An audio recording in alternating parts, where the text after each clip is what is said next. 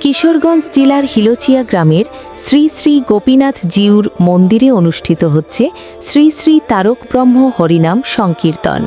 প্রথম দিনেই মন্দিরে শাস্ত্রপাঠে অংশ নিচ্ছে মাত্র ১২ বছর বয়সী শিশু পাঠক ভোলার রিক-দে। ভক্তি, নিষ্ঠা আর প্রতিভার এক সুন্দর প্রকাশ। শাস্ত্রপাঠে উপস্থিত হয়েছেন অসংখ্য ভক্ত, যাদের ভক্তি আর আগ্রহে মন্দির প্রাঙ্গণ হয়ে উঠেছে পূর্ণ ও স্নিগ্ধ পরিবেশে ভরা।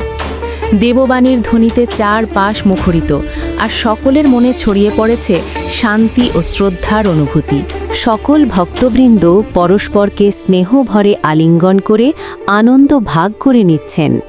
ভক্তির এই পবিত্র মিলনে হৃদয়গুলো আরও কাছাকাছি এসেছে, আর ভালোবাসা ও সম্প্রীতির বন্ধনে মন্দির প্রাঙ্গণ হয়ে উঠেছে এক আত্মিক মিলন ক্ষেত্র।